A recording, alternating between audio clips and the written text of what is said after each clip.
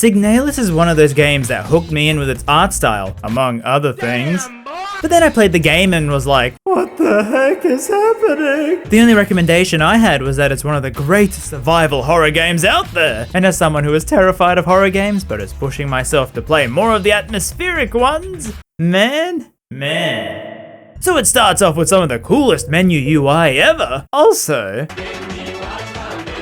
where we play as Elster, an android who the game called replicas. And they are really trying to replicate other androids, huh? So I wander around what seems to be a spaceship, a Penrose, and find someone in cryosleep. Oh, come on, is it Sleeping Beauty in there? Curse this android-proof lock! Huh, is it just me, or is there something funny about this piece of paper? Oh, I know. The tomato sauce. And analyzing the area, you find out the ship has crashed on some planet. Jeez, this must have been some hella important tape! So I guess this planet is completely frozen over. That, or Elsa has broken containment, and we find this photo of a white-haired girl. Oh, hang on, the solution to the lock is on the back! Oh, it's one of those kind of games! So looking around, I find this spacesuit, but can't get it due to needing a keycard. Well, surprise, because inside the cryopod, there's no beauty, just a broken keycard covered in red paint. Oh. Wait, what were the tags of this game on Steam? I see. Hey, wait a minute, if I use the tape on the card... Yeah, we're so smart. Don't thank me, thank the tape. Oh yeah, I'm still alone. Well, we get the spacesuit and are finally able to see what the damage is. Wait, you want me to walk that in first person in a horror game? Oh, no you don't. Okay, it's actually not that scary. And we come across this pit, which seems a little bit slippery. Well, down below it's quite maroon, and there's a hole we can barely squeeze into. Too much junk in the trunk, eh? But on the other side, we end up in this weird room with books, propaganda, and more books. Oh.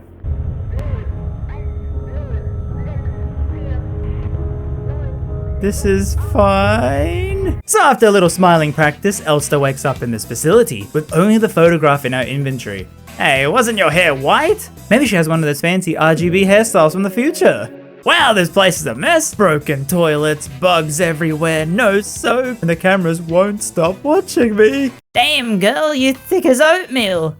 What's oatmeal? I don't know, it's a saying people say. Seriously, girl. What are those? What? You got no feet! So this is a mining facility on the planet Lang, except there doesn't seem to be anyone around. And yeah, it's kind of like those old school horror games, you know, the one about the evil resident. Jill sandwich. We got slow turning, and she looks wherever you point the cursor. And thanks to your nation's propaganda, you can only carry 6 items! Yes, you got a limited inventory slot, however you can swap items and store them in the safe rooms. Gee, this really reminds me of some other series I can't exactly say for certain.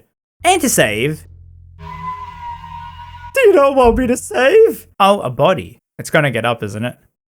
Oh, okay, maybe not. But luckily we do find someone alive, a star unit replica, and she's like, turn back, you're gonna die. But we go, have you seen this girl?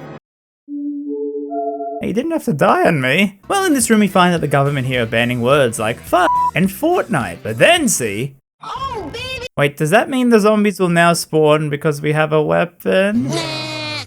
Why would you lie to me? So yeah, the combat of the game has you equipping a gun, then aiming to get this square, where you need a line of sight, and then holding aim for the square to shrink to not miss your shots and waste bullets. Because as you'll see, the game is quite stingy with the ammo.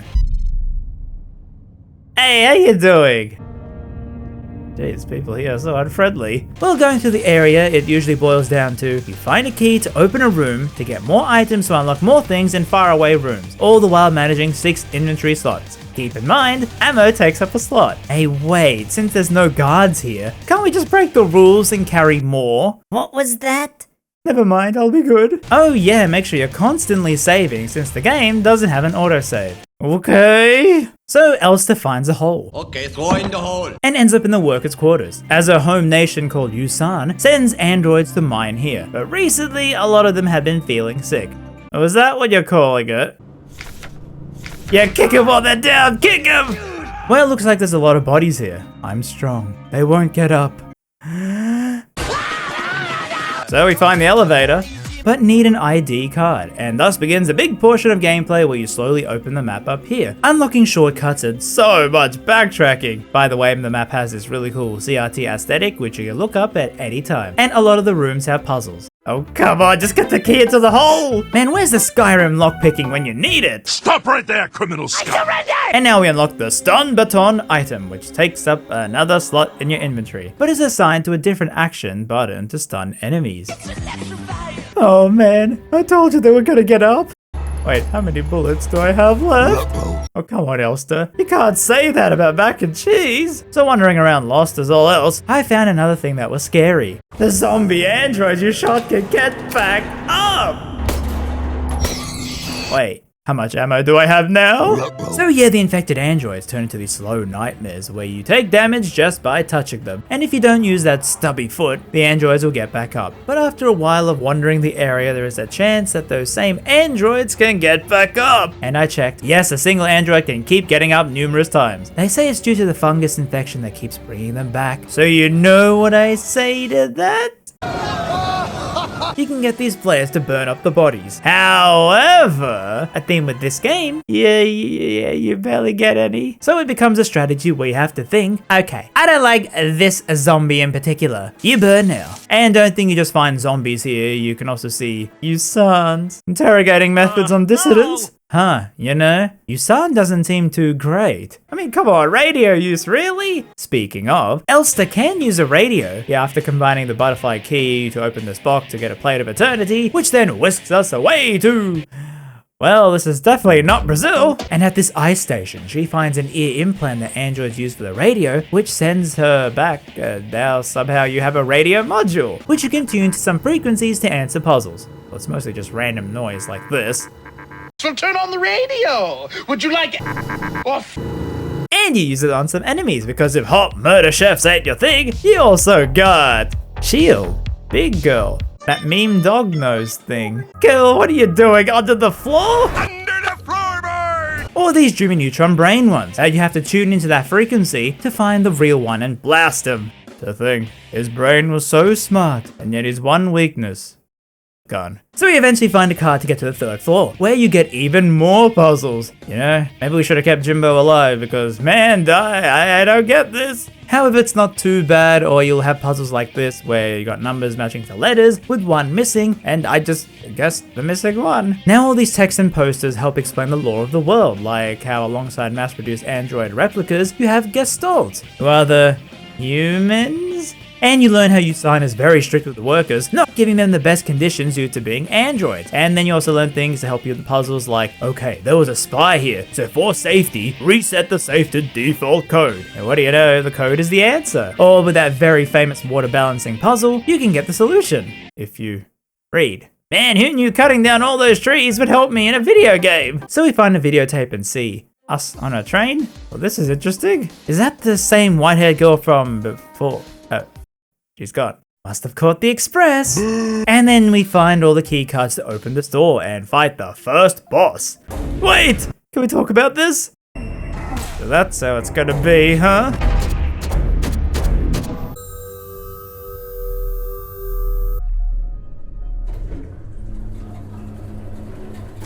Hi, can you tell me who this girl in the photo is? Just ignore that dead android.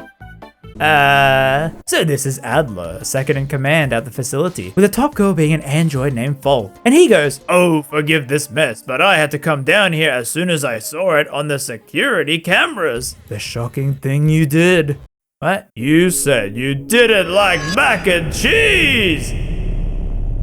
And then we play as Issa in a school flashback. Oh no, kids at school are always bad news at horror games! But turns out, the scariest thing was seeing the white-haired girl get bullied.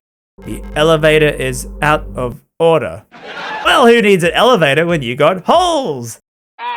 As you see a cutscene with Adler and Issa.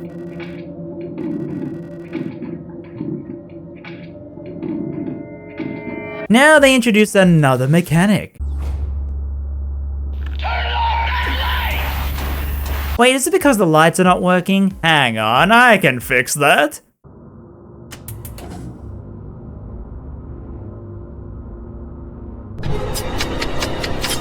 God damn it, I shouldn't have gone to electrical. So they give you a flashlight which takes up another inventory slot, which makes it kind of annoying when you gotta run all the way somewhere. Oh wait, it's dark, you can't open doors in the dark. So you gotta run all the way back, make space for it, then back to the darkness, then you realize you don't have enough space for new items, and then you gotta go all the way back to drop health or ammo or... Alright already! However, as you might have noticed with my panic-induced running around, I was finally starting to save bullets, as I realized how stingy the game was being, and found that, yeah, you could just dodge most enemies quite easily. It was actually quite fun zipping around. And so this area is probably the longest section of the game. We have to unlock multiple floors and slowly find our way down into the mine. And the enemies don't actually attack you if you're not in front of them or running. Yes, because pumping those thighs alerts every enemy in the area with how dummy thick you are. Tasty. So now you gotta use the radio to find a frequency that plays a song to then open this box. And you wanna know what song it is?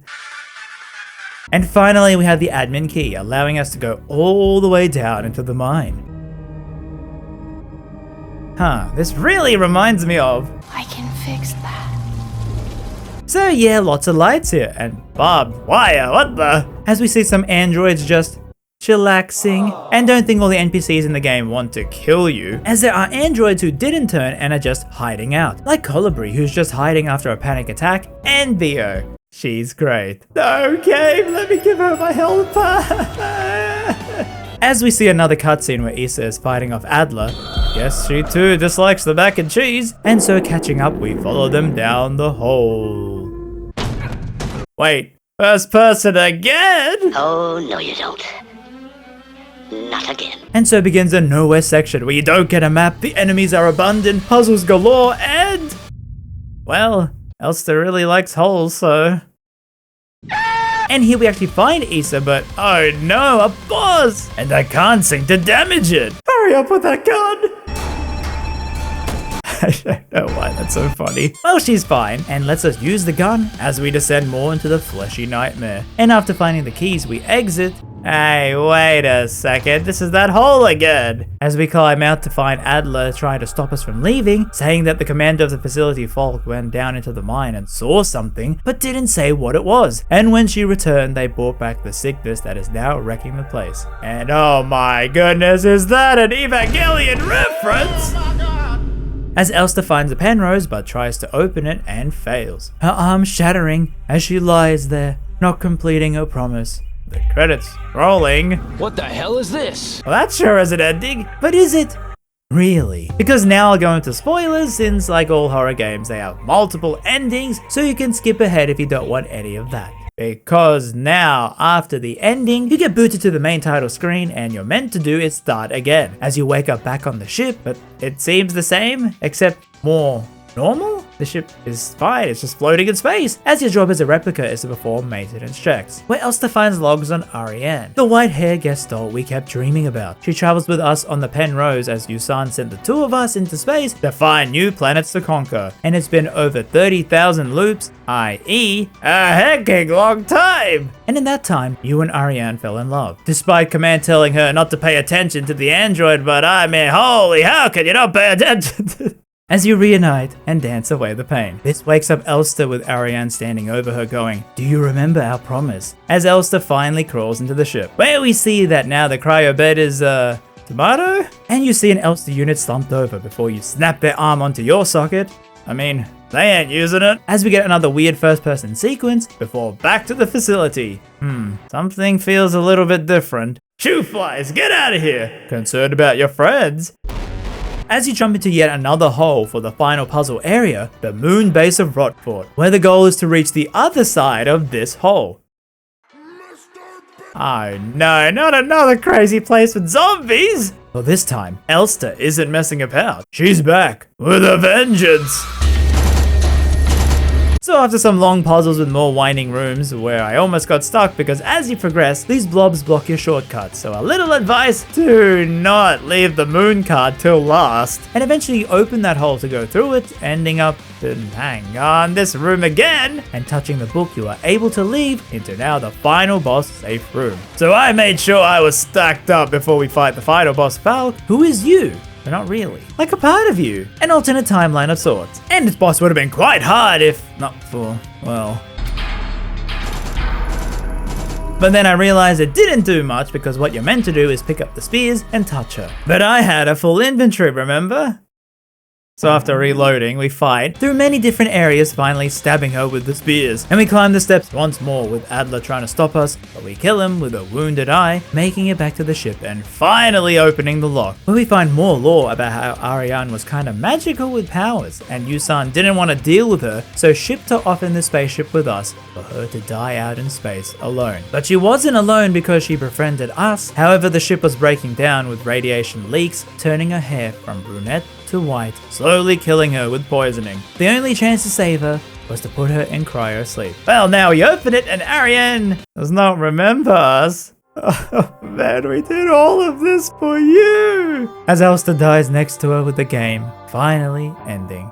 Well, turns out that's not the only ending, because depending on how you played, there's actually some quite weird requirements for these endings, stuff you can't really keep track of. Like if you took your time at the start of the game, you get the leave ending here, where Elsa just gives up on Ariane and takes a nap in the dirt. The memory one is the one I got, and promises the other ending where you need to play slightly differently to have Ariane remember you and your promise to kill her and end her suffering before the game ends. Well, how about the secret ending? We have to use the radio in this specific part to get keys, and then use it on the safe at the end to get flowers, to then ending with a red eye watching over the ship. What the hell? So yeah, that's a lot to take in. But the thing I love about Signalis is that it's very open to interpretation. I actually feel one of the worst things I did after beating the game was look up explanations of what people thought it all meant, instead of just soaking it in and trying to make sense of it myself. Because there's so many theories, like with Adler, Isa and her sister, was there 2 timelines, where Ariane is both in the hole and also back on the ship? Were you a folk if she was in the mines? Was this whole thing just playing in Ariane's mind due to her powers? Or was this all in your head because you're breaking down over the promise you tried to keep? And the biggest question of all, who invented the god tier sticky tape? So many questions, all up to you. So I really enjoyed that aspect of it. My interpretation is that it's all in Elster's mind, as she looped over many times repeating events to try and break the cycle, to accept that she couldn't save the long dead Ariane. So yeah, that was Signalis, a horror game, where the scariest thing was how low your inventory space was. What was the point of big thighs when your pockets are so small? It wasn't as scary as I thought and left me with so much dread, which is a good thing. I don't like horror games with cheap jump scares. It did feel like it took a lot of inspirations from numerous franchises like Resident Evil with the gameplay, Silent Hill for the nightmarish horror and dread, Blade Runner and Evangelion for making you just think about things in a cyberpunk dystopian future, and that one manga panel by the guy who thinks he can fly because of the pain Elster feels. It has such a vibe to it too, using the 80s tech, all the CRT machines and noises, all in this sci-fi future. I seriously can't get over how much I love this vibe. So yeah, I highly recommend this game and kind of hope they add more to it over time. Like, come on, give me some funny DLC outfits to cheer up after those endings. And I did leave quite a few things out, such as some story and puzzles for you to experience yourself. And yes, if you don't want it to be as scary, there is a debug menu. Oh, you know, you could just make light of the horrific situation by dancing. Trojan, RamZaes, Magnum, Chic. And an existential thank you to my patrons, including Cominimus Crime, Coxel Sin, John Porter Gill, Master Pro Nira, and Worker B. And if only those androids got some more fan art, that ain't me.